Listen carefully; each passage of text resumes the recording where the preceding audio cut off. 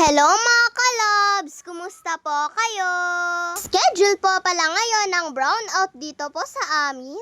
Sakto nga po, habang kumakain ako ay bigla naman pong nag-brownout. Alas 6 daw po kasi yung simula ng brownout. Kaya ayan, at medyo madilim nga po sa paligid ko. Mabuti na nga lang po at na-charge po namin lahat ng mga dechargeable na ilaw namin kagabi. Kaya may nagagamit po kami ngayon. Madilim po kasi dito sa loob ng bahay namin kapag nga po wala po kaming ilaw. Kaya kapag nga po may schedule po kami ng brownout, gabi pa lang ay naka-charge na nga po lahat ng mga dechargeable namin na ilaw. Pagkatapos ko po palang kumain ay nagtoothbrush nga lang po ako, tapos eto maliligo na nga po. Eto po palang mainit na tubig ko ay hindi nga po natapos pakuluan sa electric kettle. Kaya tinuloy na nga lang po ito ni Mama sa takuri. Alamig po kasi itong tubig namin na na-stock, kaya kailangan ko nga pong gumamit ng mainit na tubig. Solar pa rin nga po na ilaw yung ginagamit ko po dito sa banyo, dahil maski nga din po kasi dito ay madilim nga din po. Yan nga, at kumakain na nga din po pala si Kuya.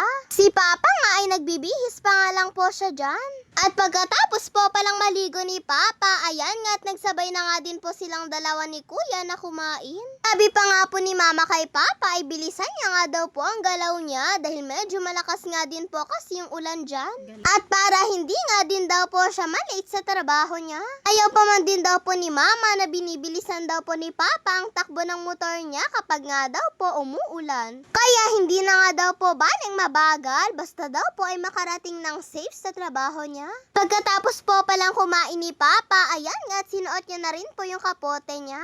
Aba, at umiilaw pa nga po itong dalawang puti sa harapan, oh. Kahit nga po sa likod ng kapote ay may ganyan nga din po. Nauna nga din pong umalis sa akin si Papa, mga kalabs. Maglalakad po kasi akong papasok. Ayan nga at lumabas na nga din po ako ng bahay. Ginamit ko na rin po pala itong jacket ko para nga po hindi po ako masyadong mabasa. Nauna na nga po pala ako kay Jella na pumasok. Bago nga po umalis ay binibilinan pa nga po ako ni Mama. Tignan niyo naman po at napakalakas nga po ng ulan. Sabi nga po ni Mama, saktong pagbangon niya nga daw po ay umaambon pa lang daw. Hanggang po sa lumakas na nga po ng lumakas. Tinatanong ko pa nga po dyan si Mama kung nababasa nga po yung bag ko sa likod. Kapag po pala ganito kalakas yung ulan, dapat malaki nga pong payong yung ginagamit ko.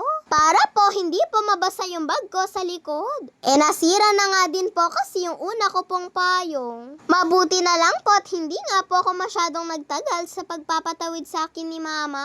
Ayan nga at halos kasunod ko nga lang po si Jella sa pagpasok. At pinasuot na nga din po sa kanya ni Tita yung kapote niya. Ihahatid nga din po pala siya ni Tita sa school. Hindi po kasi pwede na mag-isa nga lang daw po siyang pumapasok. At kaninang tanghali ay dinalhan na nga din po ako ni Mama ng pang-lunch ko. Ito nga po kasi kami kakain sa school. Halos lahat nga po kaming mga estudyante ay hindi nga po umuwi at pinabaunan na nga lang po kami ng pang-lunch. At nung oras na nga po ng kainan, ayan nga at nagla-lunch na nga din po kami. Katabi ko nga din po pala dyan yung mga kaklase ko.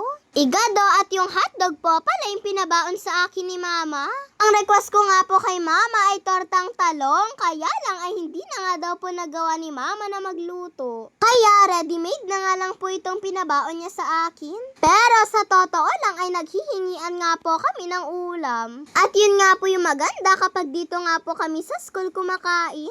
Humingi nga lang po ako kay Yani ng ulam niya pong ham. Tapos humingi nga din po sila sa akin ng hotdog. Nakaka-enjoy nga din po palang kumain dito sa school, lalo na nga po kapag po kasama ko yung mga kaibigan ko. Feeling ko nga ay nagpipiknik nga lang po kami. Pero sa totoo lang ay masaya nga din po talaga yung ganito.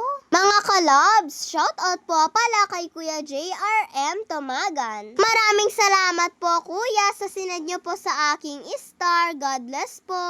Shoutout din po kay Camille de Guzman, Paris Azel Dabay, Francie Calampiano. Yun lang po mga kalobs. Maraming salamat po sa panonood ninyo. Iingat po kayo palagi. God bless to all. Bye-bye po.